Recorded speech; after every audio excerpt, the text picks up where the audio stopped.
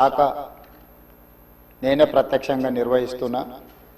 చాలా సందర్భాలలో ఈ సమీక్షలో కానీ కన్సల్టెంట్స్తో కానీ అధికారులతో కొన్ని నెలల తరబడి సమీక్షలో నేను ఉన్నా కాబట్టి నాకు కొంత అదనపు సమాచారం తెలుసు. ఈ సమాచారాన్ని సభ ముందు సభ్యులకు వివరించడం బాధ్యతగా భావించి తమ దగ్గర సమయం తీసుకొని ఈ వివరాలను సభ ముందు పెట్టే ప్రయత్నం చేస్తున్న అధ్యక్ష, మూసీ నది వికారాబాద్ జిల్లా అనంతగిరి కొండల్లో మొదలయ్యి నల్గొండ జిల్లా వాడపల్లి దగ్గర కృష్ణానదిలో కలుస్తుంది. దాదాపుగా అనంతగిరి కొండల నుంచి వాడపల్లి వరకు 240 కిలోమీటర్లు మూసీ నది ప్రవహిస్తుంది. ఈ మూసీ నది మూసీ ఒకటే లేదు అధ్యక్ష, ఇందులో ఈసా నది కూడా ఉంది. मेरे ख्याल से अकबरुद्दीन साहब को पता है, उस्मान सागर से नीचे भापू घाट तक मूसी नदी आएंगे. हिमायत सागर के ऊपर ईसा नदी है, वो नदी आके भापू घाट में, ये दो नदियों का संगम, इसीलिए भापू घाट वहां बना है. కన్యాకుమారి దగ్గర 2 సముద్రాలు 2 నదుల యొక్క సంగమం దగ్గర మహాత్మా గాంధీ గారి అస్థికలు ఏ విధంగా పెట్టినరో ఈరోజు వికారాబాదులో మొదలయ్యే మూసా, రంగారెడ్డి జిల్లాలో ఇతర ప్రాంతాల నుంచి మొదలయ్యే ఈసా నదికి సంబంధించి హిమాయత్ సాగర్ ప్రాజెక్ట్ ఉంది. మూసీ నదికి సంబంధించి ఉస్మాన్ సాగర్ ప్రాజెక్ట్ ఉంది, అంటే గండిపేట ప్రాజెక్ట్. ఈ 2 నదులు వచ్చి లంగర్ హౌస్ దగ్గర ఏదైతే బాపు ఘాట్ ఉందో అక్కడ ఈ 2 నదులు కలుస్తాయి. ఆ 2 నదుల కలయిక దగ్గరనే మహాత్మా గాంధీ గారి అస్థికలను పెట్టి బాపు ఘాట్ను నిర్మించడం జరిగింది. అధ్యక్ష, ఈరోజు నాగరికత నదీ పరివాహక ప్రాంతంలోనే పెరిగింది. ప్రపంచంలో ఏ నగర విస్తీర్ణమైన ఏ ప్రజల యొక్క నాగరికత అభివృద్ధి చెందిందంటే నదీ పరివాహక ప్రాంతంలోనే మానవుల యొక్క నాగరికత అభివృద్ధి చెందింది. నదీ పరివాహక ప్రాంతాలలోనే గ్రామాలు కానీ పట్టణాలు కానీ నగరాలు కానీ నిర్మించడం జరిగింది. ఈ నదీ పరివాహక ప్రాంతంలో నిర్మించిన గ్రామాలు మనకు ప్రతి ఊరికి ఆనుకుని చెరువు ఉంటుంది. ఊరి యొక్క తాగునీరు సాగునీరు అవసరాలు తీర్చడానికి పట్టణాలలో కూడా మీరు పెద్ద పెద్ద లేకులు చూసారు. ఈరోజు హైదరాబాద్ నగరంలో కూడా కాకతీయుల నుంచి మొదలు పెడితే కులీ కుతుబ్ షాయిలు నిజాం వరకు ఈ ప్రాజెక్టులను నిర్మించడం ద్వారా ప్రజల యొక్క సాగునీరు తాగునీరు అవసరాలను తీర్చడమే కాకుండా పరిశ్రమలను ఏర్పాటు చేయడానికి కూడా ప్రణాళికబద్ధంగా ఆనాటి కాకతీయ సామ్రాజ్యం నుంచి మొదలు పెడితే చివరి నవాబ్ నిజాం నవాబు వరకు కూడా ఈ నదుల యొక్క పరివాహక ప్రాంతంలోనే ప్రాజెక్టులను కట్టడం జరిగింది. ఈరోజు మంజిరా నది ఉండొచ్చు, నిజాం సాగర్ ఉండొచ్చు, లేకపోతే ట్యాంక్ బండ్ ఉండొచ్చు, ఉస్మాన్ సాగర్ ఉండొచ్చు, హిమాయత్ సాగర్ ఉండొచ్చు. వరదలను నియంత్రించాలి. 1908లో ఈ నగరం మీద వరద తుఫాను ఉప్పెనై వేలాది మందిని బలిగొన్నప్పుడు నిజాం సర్కార్ నిజాం ప్రభు మనసు చెల్లించి ఈ సమస్యకు శాశ్వత పరిష్కారం చూపించాలి అని చెప్పి ప్రపంచ స్థాయిలో ఆ రోజుల్లోనే టెండర్లు పిలిచి సాంకేతిక నిపుణులను నియమించి మోక్షగుండం విశ్వేశ్వరయ్య ద్వారా శాశ్వతంగా ఈ నగరానికి వరద ముప్పు నుంచి రక్షించడమే కాకుండా తాగునీటి సమస్యను పరిష్కరించడానికి 1908లో నిజాం సర్కార్ ఈ కార్యక్రమాన్ని ఈ ప్రాజెక్టును చేపట్టడం జరిగింది. 1921-22కు ఉస్మాన్ సాగర్ హిమాయత్ సాగర్ ప్రాజెక్టులను నిర్మించి ఈ రోజుకు 105 సంవత్సరాలైనా ఈ పట్టణం నగరం మహానగరంగా విస్తరించిన 105 సంవత్సరాల క్రితం నిజాం ప్రభు నిర్మించిన ఉస్మాన్ సాగర్, హిమాయత్ సాగరే హైదరాబాద్ ప్రజల యొక్క దాహార్తిని, ప్రజలకు పాపులర్గా గండిపేట నీళ్ళు అని తెలుసు. హైదరాబాద్కి ఎవరైనా వచ్చి కొంచెం హుషారైతే గండిపేట నీళ్ళు అడ్డట్టున్నాయని అంటుంటారు మనోళ్ళు పెద్దలు. అంటే గండిపేట నీళ్ళలో వికారాబాద్ నుంచి వచ్చే నీళ్ళల్లో ఒక గొప్ప మహత్వం ఉంది. వికారాబాద్ అడవి ఏదో పిచ్చి మొక్కలతో మొలిచిన అడవి కాదు అధ్యక్ష, వనమూలికలతో కూడుకున్న అడవి. వఖారాబాద్ కా హవా లాఖోं का దవా, అంతేనా అధ్యక్ష? లాఖో మరీదోం కా దవా. టీబీ వచ్చిన వాళ్ళని తీసుకెళ్లి వికారాబాదులో వదిలేస్తే అక్కడ 3 నెలలు ఉంటే నేచరే వాళ్ళని క్యూర్ చేసే విధంగా, అంటే నిజాం వికారాబాద్ అడవులను పిచ్చి మొక్కలతో కాకుండా వనమూలికలతో కూడుకున్న చెట్లను నాటి వాటిని పెంచడం వల్ల వికారాబాదులో టెంపరేచర్స్ తక్కువ ఉంటాయి అధ్యక్ష. హైదరాబాదులో ఈ చుట్టుముట్టుతుండే టెంపరేచర్ కంటే 2-3 డిగ్రీలు వికారాబాద్ అనంతగిరి కొండల్లో టెంపరేచర్ తక్కువ ఉంటుంది. అక్కడ గాలి, అక్కడి నీరు చాలా గొప్ప వనమూలికలతో కూడుకున్నది. ఆ నీళ్ళే గండిపేటకు వచ్చి, ఆ గండిపేట నీళ్ళే హైదరాబాద్ నగరానికి ప్రజలకు తాగడానికి ఇవ్వడం ద్వారా మన ఆరోగ్యాన్ని కాపాడడం కాకుండా మనకు తెలివితేటలను కూడా మెరుగుపరచుకోవడానికి నిజాం సర్కార్ ఇవన్నీ ఏర్పాటు చేసింది అధ్యక్ష. కాలక్రమేణా స్వతంత్రం వచ్చింది, సాంకేతిక నైపుణ్యం పెరిగింది. సాంకేతిక నైపుణ్యంతో నగరాలు అభివృద్ధి చెంది జలవనరులను కాపాడుకోవాల్సిన మనము ఆ దిశగా ప్రయాణం చేయలే అధ్యక్ష.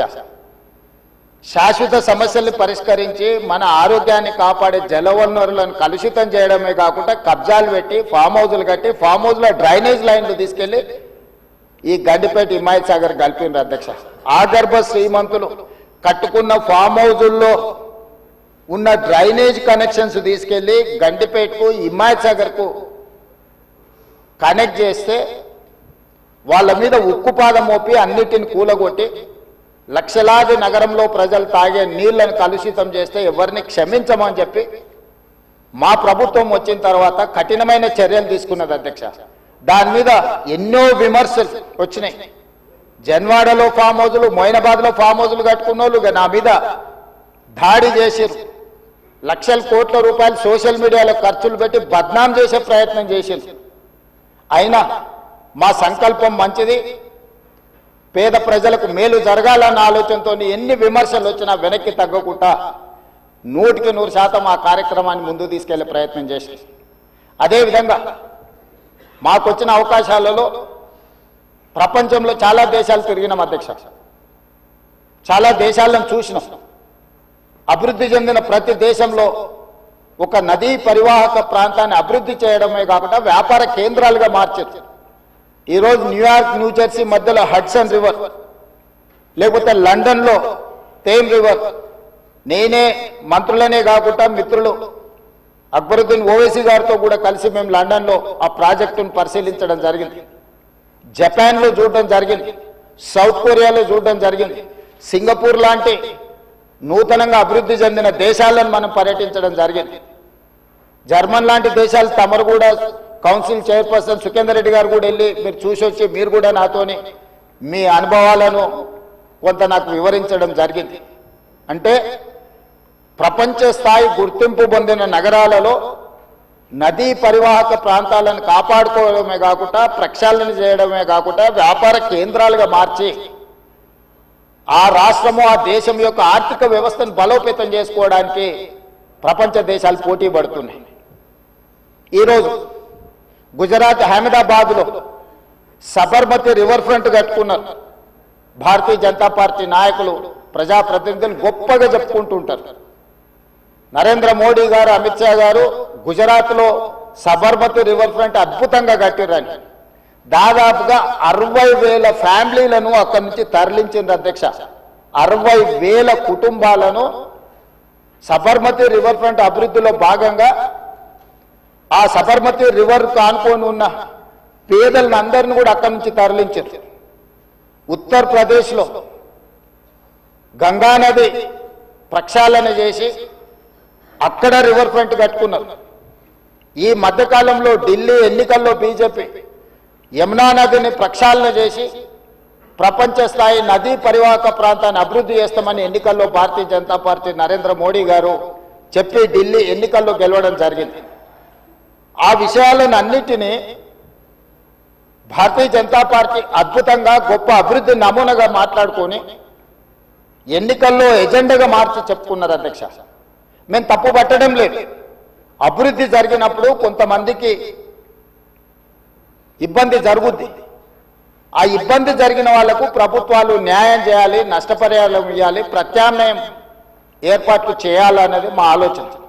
మేము యమునా నదిని వ్యతిరేకించలే, గంగా నదిని వ్యతిరేకించలే, సబర్మతి నది రివర్ ఫ్రంట్ను మేము వ్యతిరేకించలే. అధ్యక్ష, కాంగ్రెస్ పార్టీ ఆయా రాష్ట్రాలల్లా అక్కడ నివాసం కోల్పోతున్న వాళ్లకు మెరుగైన వసతులు కల్పించండి అని మాత్రమే ప్రభుత్వాలకు సూచన చేసినాం. అధ్యక్ష, ఈ రోజు ఈ నేపథ్యంలో ప్రపంచ దేశాల నుంచి మన దేశంలో ఉన్న వివిధ రాష్ట్రాలు, రాష్ట్ర ప్రభుత్వాలు చేపడుతున్న కార్యక్రమాల నుంచి కొంతైనా మనం నేర్చుకోవాల్సిన అవసరం ఉంది. అధ్యక్ష, వాళ్ళందరికంటే ముందు నిజాం సర్కార్ మూసీ నది రివర్ ఫ్రంట్ను నిజాం కట్టిండి. అధ్యక్ష, వీళ్ళందరూ మేల్కోకముందే మీరు పురాణపూల్ బ్రిడ్జ్ నుంచి మక్కా మసీదు నుంచి మీరు ఆ లైన్ అంతా చూడండి.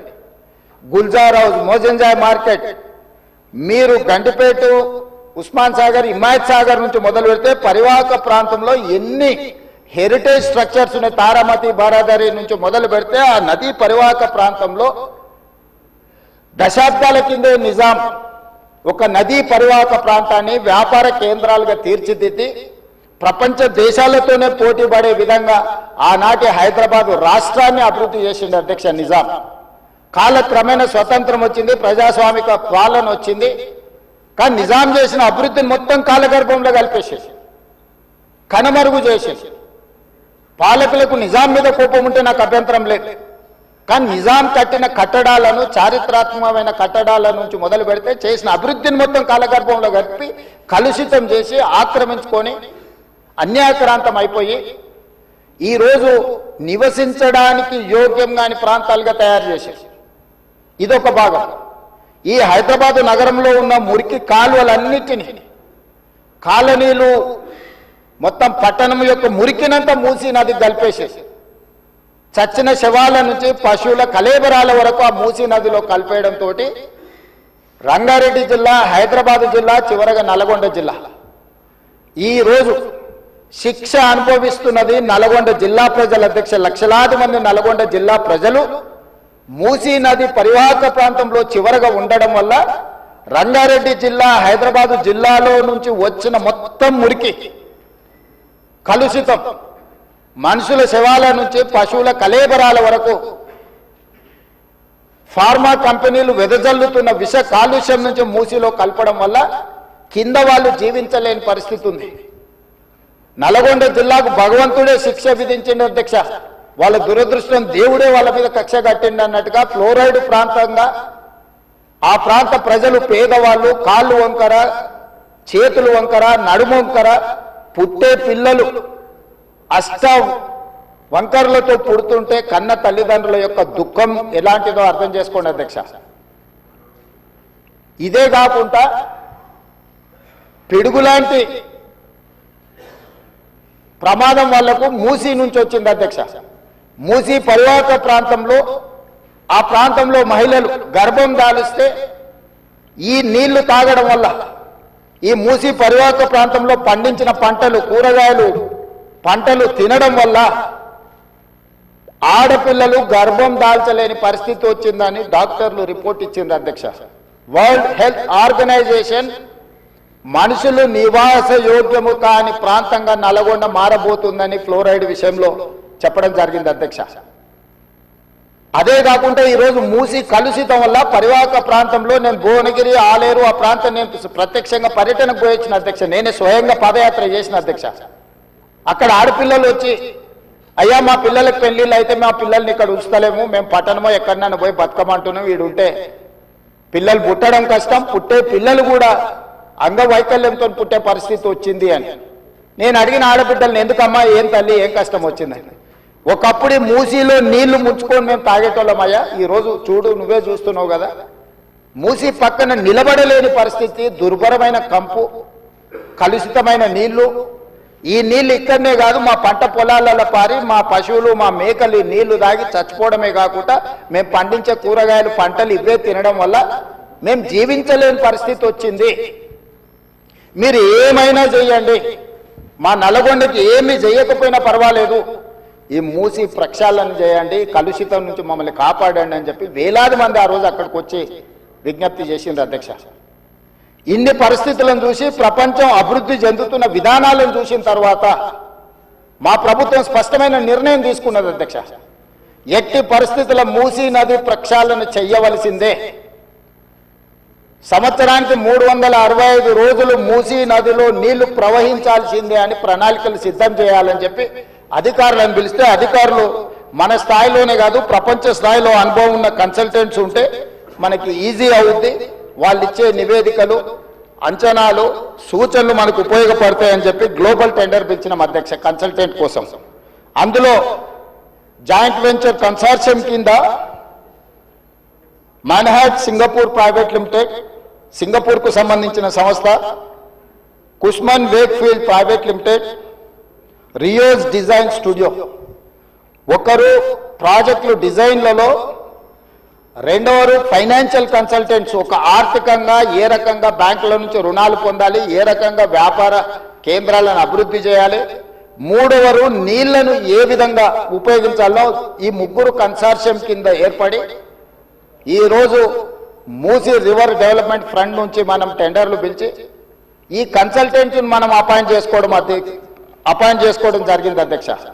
ఈ 3 వ్యాపార సంస్థలు కలిసి జాయింట్ వెంచర్ కింద ఈరోజు మనం మూసీ నది ప్రక్షాళన, మూసీ నది పునరుద్ధరణకు కన్సల్టెంట్గా ఉండి ఈరోజు నివేదికలు తయారు చేస్తున్నారు అధ్యక్ష.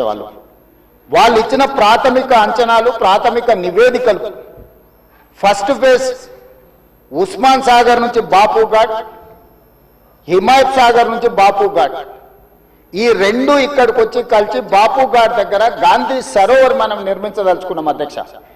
ఇది 9.5 కిలోమీటర్లు ఉంది గండిపేట నుంచి బాపు ఘాట్ వరకు. హిమాయత్ సాగర్ నుంచి బాపు ఘాట్ వరకు 11.5 కిలోమీటర్లు ఉంది అధ్యక్ష దాదాపుగా. ఈ 2 కలిస్తే ఒక వి షేప్ లో అభివృద్ధి జరుగుతుంది. ఇది 21 కిలోమీటర్లు. గండిపేట పైన వికారాబాద్కి ఇంకా ప్రణాళికలు సిద్ధమవుతున్నాయి అధ్యక్ష. వీటికి నీళ్ల కోసము గోదావరి జలాలను 20 టీఎంసీలను తరలించాలి. 20 టీఎంసీలు తీసుకొచ్చి 15 టీఎంసీలు హైదరాబాద్ నగర దాహార్తిని తీర్చాలి. 5 టీఎంసీలు గండిపేటలో వదిలి శాశ్వతంగా ఈ నీటి సమస్యను పరిష్కరించాలి అని చెప్పి రోజు ప్రణాళికలు సిద్ధం చేయడమే కాకుండా 7,000 కోట్ల రూపాయలతోని గోదావరి నదీ జలాలను ఈ రోజు తరలించుకొచ్చి మూసీ నది, ఈసీ నదిలో వదిలి ఈ రోజు 3 నదుల యొక్క సంగమం చేసి ఈ రోజు అభివృద్ధి కార్యక్రమాన్ని ముందుకు తీసుకెళ్లాలని పనులు ప్రారంభించిన అధ్యక్ష. నాకు తెలిసి గోదావరి నదీ జలాలు రాబోయే 2 సంవత్సరాల లోపలనే మనము గండిపేటకు నీళ్లు తరలించుకొని వస్తాం అధ్యక్ష. ఈ రోజు ఇప్పుడు ప్రాజెక్ట్ ప్రిపేర్ అయింది. నెక్స్ట్ 3 months లో 31 మార్చి లోపల గండిపేట నుంచి గాంధీ సరోవర్ వరకు, హిమాయత్ సాగర్ నుంచి గాంధీ సరోవర్ వరకు 21 కిలోమీటర్లు కూడా మార్చి 31 లోపల అంచనాలు సిద్ధం చేసి టెండర్లను చేసి first phase of Musi river development front అభివృద్ధి కార్యక్రమాలను ముందుకు తీసుకెళ్లాలనుకున్నాం. ఈ ఫస్ట్ ఫేజ్కి ఏడీబీ బ్యాంకు 4,100 కోట్ల రూపాయలు మనకు రుణం ఇస్తాం. ఈ ప్రాజెక్టులో విషయం ఉన్నది, ఈ ప్రాజెక్ట్ అవసరం ఉన్నది, అభివృద్ధి చేయడానికి మేము బ్యాంకు రుణాలు ఇస్తామని దీనికి సంబంధించి కేంద్ర ప్రభుత్వం కూడా మనకు అనుమతులు ఇచ్చింది. కేంద్ర ప్రభుత్వం అనుమతుల తర్వాత ఏడీబీ బ్యాంకు కూడా ముందుకు వచ్చింది. ఈ రోజు ఈ first phase detail project report దాదాపుగా నెక్స్ట్ 4-5 రోజులు సబ్మిట్ చేసినాము. వాళ్ళు కొన్ని క్లారిఫికేషన్స్ అడిగినారు. ఆ క్లారిఫికేషన్స్ నివృత్తి చేస్తే సంక్రాంతి లోపల ఫస్ట్ ఫేజ్ ఆఫ్ ప్రాజెక్ట్ కూడా మనకు క్లారిటీ వస్తుంది అధ్యక్ష. క్లారిటీ వచ్చిన తర్వాత ఎగ్జాక్ట్గా ఎంత జరుగుద్దో, దీని అంచనాలు ఏంది, నీళ్ళు ఏంది, ఏ విధంగా చెక్ డ్యామ్లు కడతాము, ఏ విధంగా నీళ్లు తీసుకొస్తాము. ఈ రోజు ఉత్తి నీటి ప్రవాహమే కాదు అధ్యక్ష, ఈ ప్రాజెక్టు పేరు గండిపేట నుంచి గౌరెల్లి. గండిపేట దగ్గర ప్రారంభమై రామోజీ ఫిలిమ్స్ దగ్గర గౌరెల్లి ఔటర్ రింగ్ రోడ్ కి కనెక్ట్ అవుతుంది అధ్యక్ష. ఇది 55 కిలోమీటర్ల అధ్యక్ష. ఈ 55 కిలోమీటర్లు కూడా ఎలివేటెడ్ కారిడార్. ఈ రోజు ఔటర్ రింగ్ రోడ్ 160 కిలోమీటర్లు ఉంది. మధ్యలో నుంచి మధ్యలోకి పోవాలంటే 80 కిలోమీటర్లు ప్రయాణం చేయాలి. కానీ అదే గండిపేట నుంచి గౌరెల్లి వరకు మీరు ఎలివేటెడ్ కారిడార్ వేస్తే 55 కిలోమీటర్లలోనే మనం ఇక్కడ నుంచి అక్కడికి ప్రయాణం చేయడానికి అవకాశం ఉంది అధ్యక్ష. నార్సింగ్ దగ్గర ఒక జంక్షను, అట్లా ప్రతి దగ్గర బాపుఘాట్ దగ్గర ఇంకొక జంక్షను, చార్మినార్ దగ్గర ఇంకొక జంక్షను, చాంద్రాయన్ కూడా మన చాదర్ఘట్ దాటిన తర్వాత ఇంకొక జంక్షను, నాగోల్ దగ్గర ఇంకొక జంక్షన్, ఇట్లా ప్రతి జంక్షన్ లో ట్రంపెట్స్ క్రియేట్ చేసి ఔటర్ రింగ్ రోడ్ నుంచి సిటీలోకి వచ్చే వాళ్ళు అక్కడికి వచ్చి ప్రతి సర్కిల్లో ఎక్కడానికి దిగడానికి కూడా ట్రంపెట్స్ క్రియేట్ చేయమని ఈ రోజు ఎలివేటెడ్ కారిడార్స్ నిర్మించడానికి మనం అధికారులకు కన్సల్టెంట్స్ కు చెప్పినాం అధ్యక్ష.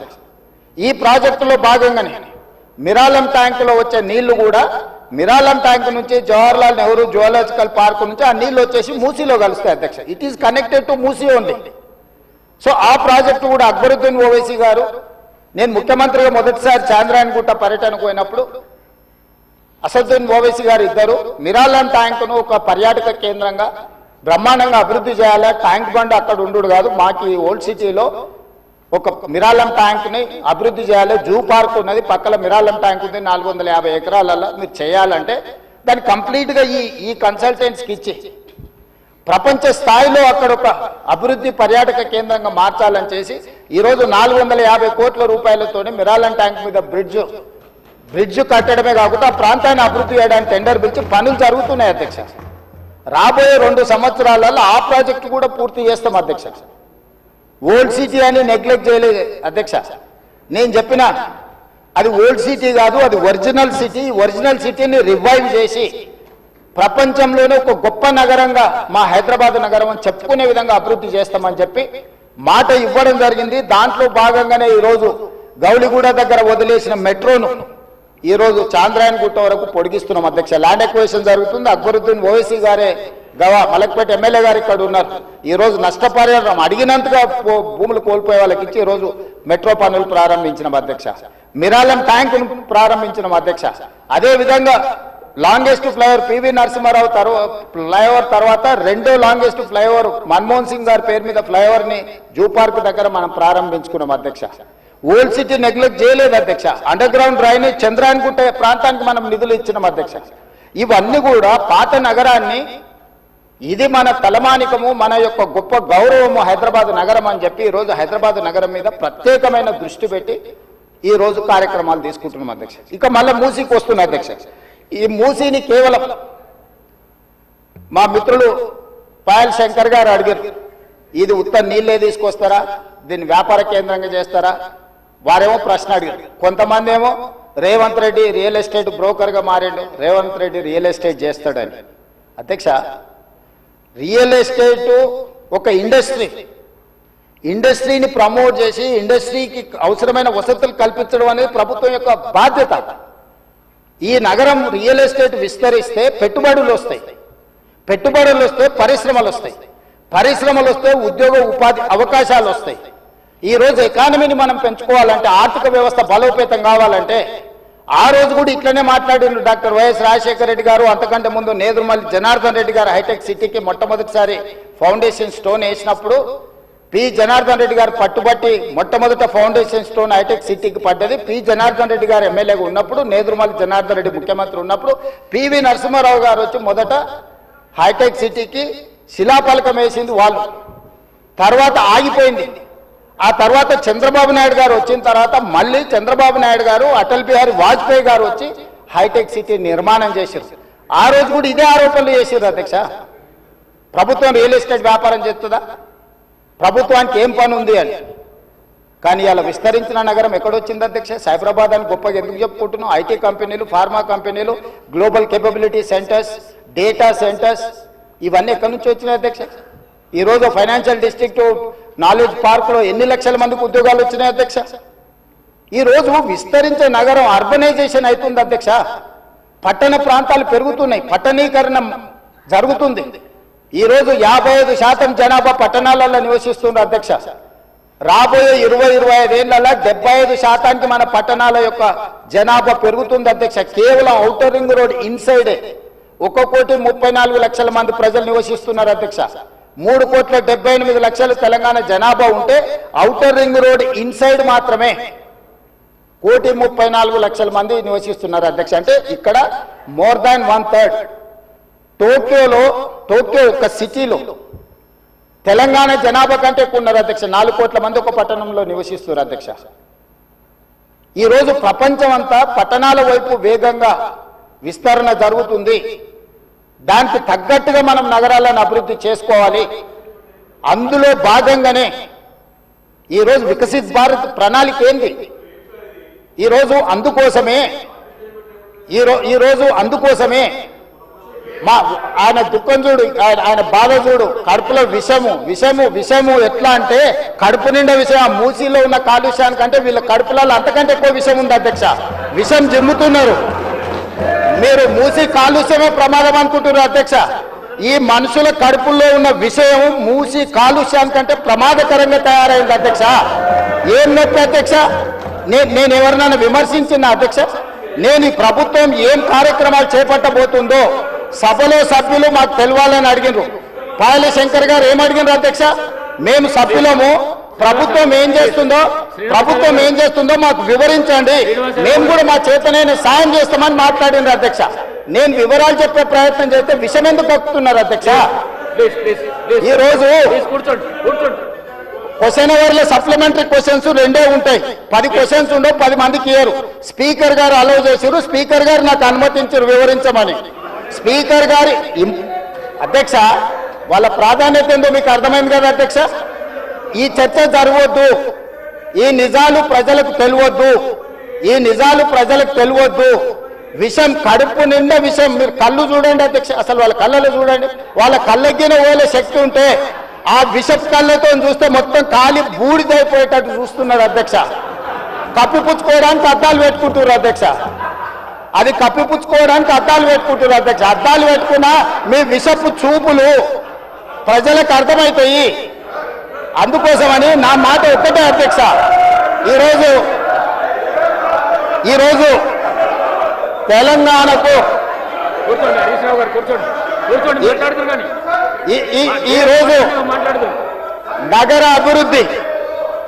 ఈరోజు నగర అభివృద్ధి చేయడం మా బాధ్యత. ఈరోజు ఇన్ని మాటలు మాట్లాడుతున్నారు కదా అధ్యక్ష. ఆనాడు కాంగ్రెస్ లో గెలిచిన ఎమ్మెల్యేని తీసుకొని మూసీ రివర్ డెవలప్మెంట్ కార్పొరేషన్ కు చైర్మన్ చేసింది ఎవరు అధ్యక్ష? ఎవరు? ఈ రోజు వివరాలు చెప్తుంటే ఆ నొప్పెందుకు అధ్యక్ష? మీరు అనుమతి ఇచ్చిన తర్వాత వాళ్ళెవరు అధ్యక్ష ప్రశ్నించనికే? వాళ్ళెవరు సభ్యులు? ఈ రోజు అక్బరుద్దీన్ ఓవైసీ గారు, పాయల శంకర్ గారు, లేకపోతే కాలేరు వెంకటేష్ గారు. ఆ కాలేరు వెంకటేష్ గారినైనా చూసి నేర్చుకోండి, కనీసం ఒక అవగాహన వస్తుంది.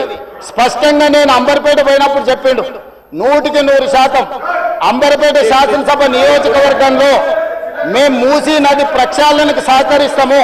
మా పేదలకు అందరికీ మంచి ఇండ్లు కట్టించండి, మా ప్రభుత్వ కార్యాలయాలు కట్టించండి, మా ప్రాంతాన్ని అభివృద్ధి చేయండి. నేనే ముందు బాగానే నిలబడి మూసీ నది ప్రక్షాళనకు సహకరిస్తానని అంబర్పేట ఎమ్మెల్యే కాలేరు వెంకటేశ్వర గారు ముందుకు వచ్చి బహిరంగంగా మైక్లో చెప్పిండు. నిన్నగాక మొన్న వచ్చి నన్ను కలిసి చెప్పిండు. ఆ పక్కనే ఉప్పల్ ఎమ్మెల్యే లక్ష్మారెడ్డి గారు వచ్చి కలిసి, సార్ మా ప్రాంతాన్ని అభివృద్ధి చేయండి, మూసీ నదిని ప్రక్షాళన చేయడం ద్వారా మా ప్రాంతానికి ఉపయోగపడుతుంది, మీరు చాలా మంచి పని చేస్తారు, మీరు వేగంగా ముందుకు వెళ్ళండి, మా వైపు నుంచి మీకు ఏం సహకారం కావాలని చెప్పి ఆ శాసనసభ్యులు వచ్చి కలిసిరు అధ్యక్ష. ఇవాళ నేను ఒకటే అడుగుతున్నా అధ్యక్ష, ఈ రోజు మూసీ నది ప్రక్షాళన చేసుకుంటే ఈరోజు మూసీ నది ప్రక్షాళన మేము చేస్తున్నామంటే మీరు చెయ్యాలంటున్నా వద్దంటున్నా? ఒక్క మాటలో చెప్పండి. మీరు చెయ్యాలనుకుంటే ఏం చెయ్యాలో సూచన ఇవ్వండి, వద్దంటే మీ కడుపు మంట ఏందో చెప్పండి, తెలంగాణ ప్రజలు నిర్ణయించుకుంటారు. అందుకే ఈరోజు మూసీ నది పరివాహక ప్రాంతాన్ని నైట్ ఎకానమీగా మారుస్తా అని చెప్పిన అధ్యక్ష. పట్టణం అంతా రాత్రి 9 గంటలకు నిద్రపోతే రాత్రి 9 గంటల నుంచి ఉదయం 6 గంటల వరకు మూసీ నది పరివాహక ప్రాంతంలో నైట్ ఎకానమీని రివైవ్ చేసి అక్కడ హోటల్స్, ఆఫీసులు, అదే విధంగా ఫుడ్ కోర్ట్స్, కల్చరల్ యాక్టివిటీస్ వీటన్నిటిని కూడా ప్రపంచ స్థాయి నగరంగా మార్చడానికి నైట్ ఎకానమీని ఓపెన్ చేయబోతున్నామని చెప్పినాం అధ్యక్ష. ఆ ప్రాంతంలో ఉన్న ప్రతి వాళ్లకు, నష్టపోయే వాళ్లకు అత్యధికంగా నష్టపరిహారం ఇచ్చి బ్రహ్మాండమైన కాలనీలు కట్టించిస్తాం అధ్యక్ష. ఈ రోజు వాళ్ళు ఏ పరిస్థితి లేనోళ్ళు, ఏ దిక్కు లేనోళ్ళు, సర్వం కష్టాలలో మునిగేటోడే మూసీ పక్కన పోయి ఇల్లు కట్టుకుంటాడు అధ్యక్ష. మూసీలో ఉండే దోమలు కానీ, కంపు కానీ, అక్కడ ఉన్న వాతావరణం కానీ, శవాలు కొట్టుకొస్తుంటే ఎవరైనా అక్కడ ఉండాలనుకుంటారు అధ్యక్ష. ఏ పేదోడైనా మీరు చెప్పండి అధ్యక్ష. ఒకప్పుడు నందనవనం కట్టింది కదా అధ్యక్ష, మూసీ నదిలో ఉన్న వాళ్ళని తీసుకెళ్లి. ఈ రోజు ఆ ప్రాంతంలో నందనవనం మనం పోయినప్పుడు ఎంతమంది జిల్లాల నుంచి వచ్చిన వాళ్ళు ఉన్నారు అధ్యక్ష. ఎల్బీ నగర్ ఎమ్మెల్యే గారికి తెలుసు, నందనవనం ఆ కాన్స్టిట్యున్సీలోనే వస్తుంది. ఈ రోజు మూసీ నది పరివాహక ప్రాంతంలో ఉన్న పేదలకు మంచి వసతులు కల్పించి, వాళ్ళ పిల్లలు చదువుకోవడానికి మంచి పాఠశాలలు ఇచ్చి, వాళ్ళకు ఉద్యోగ ఉపాధి అవకాశాలు కల్పిస్తామని మేమంటే లేదు, అది అట్లనే ఉండాలి, తరలించడానికి వీల్లేదు, కట్టడానికి వీల్లేదు, మేము అడ్డం పండుకుంటాం, మేము నిలువు పండుకుంటామన్నారు. మరి మన వర్షాలు వచ్చినప్పుడు పోయి పండుకునేది ఉండే అధ్యక్ష, పోలేదు. ఏమి లేనప్పుడు పోయి ఆ పక్కనున్న కాలనీలలో పండుకొని వచ్చారు అధ్యక్ష. ఇప్పుడు ఉండమని ఉంది అధ్యక్ష నెల రోజులు. ఇప్పుడు వద్దంటున్న వాళ్ళు ఉన్నారు కదా, నెల రోజులు మూసీ నది పక్కన ఉండమని చెప్పుండ్రు అధ్యక్ష. అంబర్పేట శ్మశాన వాటిక ఉంది కదా అధ్యక్ష, ఆ శ్మశాన వాటిక దగ్గర ఉన్న శవాలు, కులిపోయిన శవాలు, కాలిపోయిన సగం కాలిన శవాలు ఉన్నాయి కదా అధ్యక్ష, వీళ్ళందరూ అక్కడ ఉండమని ఉండి, చూడమని ఉండి. ఏ దుర్భరమైన పరిస్థితి ఉందో అర్థమవుతుంది, ఏ దుర్భరమైన పరిస్థితుల్లో ప్రజలు ఉన్నారో అర్థమవుతుంది. అందుకే ఈరోజు ప్రపంచ స్థాయి సంస్థలను కన్సల్టెంట్ గా పెట్టుకున్నాము. ఫస్ట్ ఫేజ్ ఒక కొలిక్కి వచ్చింది, మిగతాది కూడా విడతల వారిగా ప్రాజెక్టు రిపోర్టు జరుగుతుంది. నేను హైదరాబాద్ నగరంలో 5 ఏళ్లలో 1,50,000 కోట్లు ఖర్చు పెడతాం, మూసీ నది ప్రక్షాళన చేస్తామంటే 1,50,000 కోట్లు కాంట్రాక్ట్ ఇచ్చేసిరు, రేవంత్ రెడ్డి 25,000 కోట్లు తినేసిందని మాట్లాడుతున్నారు అధ్యక్ష. ఎంతసేపు వాళ్ళు ఎట్లనో మిగతాలు కూడా అట్లనే అనుకుంటారు అధ్యక్ష. కాంట్రాక్ట్లు ఇచ్చుడు, కమిషన్లు కొట్టుడు, లిఫ్టులు పంపులు పెట్టుడు, ఇండ్లలో కనకవర్షం కురిపించుకున్నాడు, పోయి జన్వాడలనో లేకపోతే మొయినాబాద్లో ఫామ్ హౌస్లు కట్టుకున్నాడు. ఇంతకు తప్ప మీరు చేసింది ఏంది? నా గురించి మాట్లాడే అర్హత మీకెక్కడిది? ఈ రోజుకు ఏది కూడా మేము కన్సల్టెంట్స్ డీటెయిల్ ప్రాజెక్టు రిపోర్ట్ ఇచ్చే వరకు అంచనాలు మేము చెప్పలేము. ఏంటంటే మేము 80,000 పుస్తకాలు చదవలేదు, మాకంత నాలెడ్జ్ లేదు, మేము అట్లా దొంగతనాలు చేయాలని పని కూడా పెట్టుకోలేదు అధ్యక్ష. అందుకే ఈరోజు మంచిరేవుల దగ్గర కాకతీయుల నాటి శివాలయం ఉన్నది అధ్యక్ష. 850 సంవత్సరాల పురాతనమైన శివాలయం మంచిరేవుల దగ్గర ఉంది అధ్యక్ష. గ్రేహాండ్స్ ల్యాండ్ ఉందా, ఈ రోజు అక్కడ శివాలయం కట్టదలుచుకున్నాం అధ్యక్ష. మన సంస్కృతిని కూడా పునరుద్ధరిస్తున్నాం. ముందుకు వచ్చిన తర్వాత మక్కా మసీదు ఉన్నది, ఒక అంతర్జాతీయ స్థాయి మసీదును అక్కడ కట్టదలుచుకున్నాం అధ్యక్ష.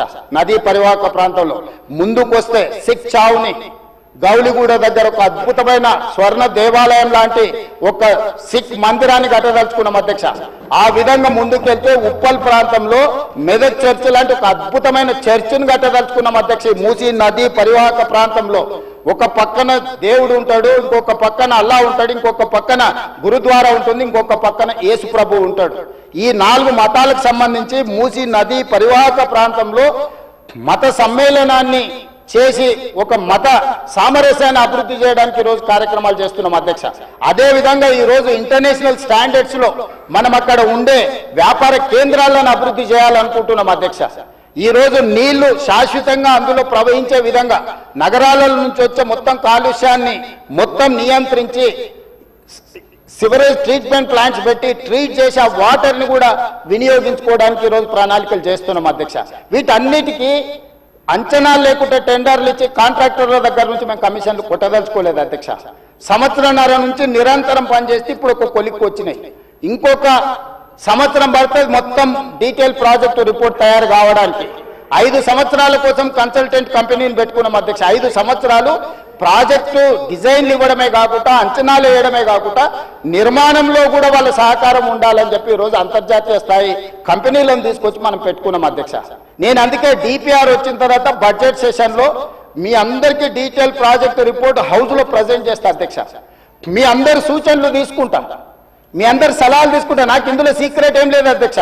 ఒక గొప్ప మంచి ఉద్దేశంతో మూసీ నది ప్రక్షాళన చేయదలుచుకున్నాము. ఇది 4 నదుల అనుసంధానం అవుతుంది అధ్యక్ష. మూసా నది, ఈసా నది, గోదావరి నది, కృష్ణా నది 4 నదుల అనుసంధానము జరగగలిగిన ఏకైక అవకాశం తెలంగాణ రాష్ట్రంలో ఉన్నది.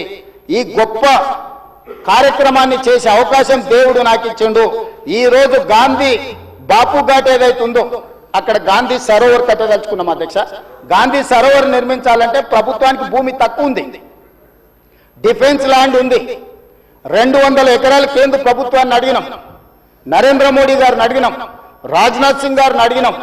రాజ్నాథ్ సింగ్ గారు పెద్ద మనసు చేసుకొని తాత్కాలికంగా ఇమ్మీడియట్ గా ఒక 60 ఎకరాలు ఇస్తా, ఇంకొక 50 ఎకరాలు 100 ఎకరాల పైన ఇస్తా. గాంధీ సరోవర్ అక్కడ గాంధీ సరోవర్ దగ్గర ప్రపంచంలోనే ఎత్తైన మహాత్మా గాంధీ గారి విగ్రహాన్ని కట్టాలి. అక్కడ గాంధీ ఫిలాసఫీని ప్రపంచానికి చెప్పాలి. గొప్ప ఎడ్యుకేషనల్ ఇన్స్టిట్యూట్స్ అక్కడ పెట్టాలి. ప్రజలకు జ్ఞానాన్ని, పిల్లలకు విజ్ఞానాన్ని ఇవ్వాలని ఈ రోజు మేము ప్రయత్నం చేస్తున్నాం. కేంద్ర ప్రభుత్వం కూడా పార్టీలకు వ్యతిరేకంగా, పార్టీలకు భిన్నంగా ఉన్న రాజ్నాథ్ సింగ్ గారు ఒక పెద్ద మనిషి ముందుకొచ్చి బ్రహ్మాండంగా ఉన్నది గాంధీ సరోవర్ కట్టుండని ప్రాథమికంగా 55 ఎకరాల భూమిని తెలంగాణకు బదలాయించడానికి ఒప్పుకుండు. మేము 200 అడిగినాం, మేము 100కు వస్తాం, మిగతా 50 ఎకరాలు కూడా ఇవ్వండి అని అడిగితే మనం కలిస్తే ఇప్పుడు కమిటీని పంపించింది అధ్యక్ష. డిఫెన్స్ సెక్రటరీలు అందరూ వచ్చి ఫీల్డ్ ఇన్స్పెక్షన్ చేసి ప్రాథమికంగా ఇది బ్రహ్మాండమైన ప్రాజెక్టు, మీకు ఆ భూమి కూడా ఇస్తామని కేంద్ర ప్రభుత్వం ముందుకు వచ్చింది అధ్యక్ష. మేము కేంద్ర ప్రభుత్వంతో సయోధ్య పెట్టుకుంటున్నది మీలాక కేసుల నుంచి తప్పించుకోనికే కాదు అధ్యక్ష, తెలంగాణ రాష్ట్రాన్ని అభివృద్ధి చేయడం కోసం కేంద్ర ప్రభుత్వంతో ఈరోజు మేము చేస్తుంటే ఈరోజు మనోళ్ళు దానికి రకరకాల ఆలోచనలు జోడించి ఏది దోస్తే అది మాట్లాడుతున్నారు అధ్యక్ష. అందుకే దయచేసి సభ్యులకు ఏం అనుమానాలు ఉన్నా నాకేం అభ్యంతరం లేదు. నేను గతంలో ఇది నిర్మాణం చేయాలనుకున్నప్పుడు గ్రేటర్ హైదరాబాద్ పరిధిలో ఉండే ఎమ్మెల్యేలందరినీ సౌత్ కొరియా చూడడానికి రెవెన్యూ మినిస్టర్ శ్రీనివాస్ రెడ్డి గారి నేతృత్వంలో కార్పొరేటర్లను, మేయర్ని, డిప్యూటీ మేయర్ని, ఆఫీసర్లని, శాసనసభ్యులను అందరినీ పొమ్మన్నాం. మొదట్లో పాపం శాసనసభ్యులు అందరూ రానికే సిద్ధమయ్యారు. ఇక ఏమైందో కడుపులో విషం ఉన్న వాళ్ళు ఏం విషయం చెప్పినరో ఇక వద్దులే అన్న మేము రాము అని వాళ్ళు ఇది చేశారు. నేను ఇప్పుడు కూడా చెప్తున్నా, ఎమ్మెల్యేలందరికీ నా సూచన, ముఖ్యంగా గ్రేటర్ హైదరాబాద్ పరిధిలో ఔటర్ రింగ్ రోడ్ ఇన్సైడ్ ఉన్న ప్రతి ఎమ్మెల్యేకి నా సూచన, మీరు వెళ్ళి చూడండి, మీ అనుభవాన్ని మాకు పంచండి, మీ కాన్స్టిట్యున్సీలలో మీకు ఏం కావాలో చెప్పండి. మాకు ఇట్లనే చేయాలి, అట్లనే చేయాలి, దీన్ని చెడగొట్టాలని లేదు, చాలా మంచిగా చేయాలనే ఆలోచన ఉన్నది మాకు. అటు ప్రకాష్ గౌడ్ గారు కావచ్చు, ఎంఐఎం ఎమ్మెల్యేలు కావచ్చు, లేకపోతే కాలేరు వెంకటేష్ గారు కావచ్చు, లేకపోతే లక్ష్మారెడ్డి గారు కావచ్చు, ఆ కిందికి వెళ్తే ఎల్బీ నగర్ సుధీర్ రెడ్డి గారు కావచ్చు, లేకపోతే సబితా ఇంద్రారెడ్డి గారు మహేశ్వరం కాన్స్టిట్యున్సీ కూడా కొంత పార్ట్ అందులోకి వస్తుంది. మీరందరూ విదేశీ పర్యటనకు వెళ్ళండి, ప్రభుత్వమే ఖర్చులు భరిస్తుంది, పర్యటన చేయండి. ప్రపంచ స్థాయి మూసీ రివర్ డెవలప్మెంట్ ఫ్రంట్ను మనం అభివృద్ధి చేసుకుందాం, ప్రపంచంతో మనం పోటీ పడదాం. ఆ అభివృద్ధి కార్యక్రమంలో పేదలకు ఎవరికైతే ఇబ్బంది కలుగుతుందో ఆ పేదలకు ఏ విధంగా న్యాయం చేద్దామో మీరు చెప్పండి. వాళ్ళకు పెద్ద కాలనీ కట్టిద్దామా, నాకేం అభ్యంతరం లేదు, ప్రభుత్వ నిధులతోనే కడుతున్నాం కదా. మీ ఆస్తి ఏమో అమ్ముతలేనే, నా ఆస్తి కూడా అమ్ముతలేనే, ప్రజలు కట్టిన పన్నుల నుంచి ఆ పేదలకు మంచి మంచి ఇల్లు కట్టిద్దాం, మంచి స్కూళ్ళు కట్టిద్దాం, మంచి హాస్పిటల్ కట్టిద్దాం, ఉద్యోగ ఉపాధి అవకాశాలు కల్పిద్దాం, స్కిల్ వాళ్ళకి ట్రైనింగ్ ఇద్దాం. ఆ ట్రైనింగ్ ఇచ్చిన తర్వాత పరిశ్రమలలో వాళ్ళకి ఉద్యోగాలు కల్పించి ఏర్పాటు చేద్దాం. ఒకవేళ ఆ ప్రాంతం నుంచి తరలిపోవడానికి వాళ్ళకి ఇబ్బంది ఉంటే మలక్పేట ఎమ్మెల్యే గారు చెప్పారు, भैया यहाँ से उतना दूर जाना है तो हमारे लोग नहीं जाएंगे, अगल बगल में कुछ जगह देके उन लोगों को घर बना के दो. मलकपेट एमएलए कुछ सुझाव दिए, हम लोग वहीं पर जगह ढूंढ रहे, 4 एकड़ 5 एकड़ लेके 10-12 मंजिल बनाए तो वहां का वहीं रहेंगे, वहीं एक अच्छा छोटा स्कूल बनाएंगे, वहीं हॉस्पिटल बना देंगे, दवाखाना बना देंगे. जो गरीब लोगों को कम कर सकते हैं सब कुछ कर देंगे. हम कोई किसी जेब से निकाल के उसमें नहीं डाल रहा है. तो हैदराबाद शहर को हम अच्छा बनाने के लिए हम लोग कोशिश कर रहे हैं. अकबर साहब, इसमें आपका भी you have a better experience, you know better than me. Why? Because you have seen entire world and you have worked with Rajshekar Reddy garu, you have suggested Charminar pedestrian thing, other things you have suggested many times, you have expressed your interest on this development. So government is having open mind. We don't have any objection, we don't have any other agenda, hidden agenda, we don't have any hidden agenda. We wanted to develop, we wanted to improve our infrastructure. So I would request all my members, please suggest our government. Government is there to accept your suggestions. మేము మంచి పని చేయడానికి నిర్ణయించుకున్నాము, మీ సూచనలు సలహాలు ఇవ్వండి. DPR ready అయిన తర్వాత ముఖ్యమంత్రి కార్యాలయంలోనే అందరు ఎమ్మెల్యేలను పిలిచి ఫ్లోర్ లీడర్లను పిలిచి పవర్ పాయింట్ ప్రజెంటేషన్ పెడతాను, మీరు చూడండి, మీరు సూచన ఇవ్వండి. మన నగరాన్ని మనమే అభివృద్ధి చేసుకోవాలి. గాంధీ సరోవర్లో ప్రపంచంలో ఎత్తైన మహాత్మా గాంధీ విగ్రహాన్ని పెట్టుకొని మహాత్మా గాంధీ గారు ఇచ్చిన స్ఫూర్తి, శాంతి ద్వారానే యుద్ధాన్ని గెలవచ్చు, శాంతి ద్వారానే యుద్ధాన్ని గెలవచ్చు, స్వతంత్రం తెచ్చుకోవచ్చు అని ప్రపంచానికి నేర్పిన గొప్ప పోరాట యోధుడు మహాత్మా గాంధీ గారు. వారి స్ఫూర్తితోనే ఈరోజు మనం గాంధీ సరోవర్ నిర్మించుకుంటున్నాము. వారి స్ఫూర్తితోనే ఈరోజు నల్గొండ జిల్లా ప్రజలకు శిక్ష, నగర ప్రజల నుంచి ఈ ప్రాంతం నుంచి పోయే కలుషితము నల్గొండ ప్రజలకు తీరని శిక్షగా మారింది. ఆ ప్రజల్ని కూడా కాపాడాల్సిన బాధ్యత మన మీద ఉన్నది అధ్యక్ష. సంస్కృతిని కాపాడుకోవడం, నీళ్లను పరిరక్షించడం, ప్రక్షాళన చేయడం, అభివృద్ధి చేయడం, అభివృద్ధిలో భాగంగా పెట్టుబడులను ఆకర్షించడము, ఇవన్నీ కూడా ప్రభుత్వం చేపట్టే కార్యక్రమాలలో ఉన్నాయి. వీటి వివరాలు అన్నిటిని కూడా సభకు చెప్తా. ఇంకేమన్నా కావాలన్నా కూడా నాకు అభ్యంతరం లేదు, వివరాలు చెప్తా. నా సూచన ఒకటే, ఈ కడుపులో విషయాన్ని కొంచెం తగ్గించుకోండి. ఒకవేళ మందు లేకపోతే వికారాబాద్లో ఎట్లా తెలుసు కదా, వికారాబాద్ కా హవా लाखों का विकाराबाद हवा मरीजों का दवा। ये मरीज लोगों को ले जाके विकाराबाद में शरीक करवा दो अध्यक्ष साहब। एक 10-10 दिन वहां ले जाके वहां बांध के रखो, सुधर जाएंगे लोग। नहीं है तो नहीं सुधरने वाले, पेट भर पूरा भर गए। इसीलिए मैं आपको गुजारिश है ये सबके तरफ से, ये लोगों को ले जाके विकाराबाद में भर्ती करवा दो अध्यक्ष। धन्यवाद।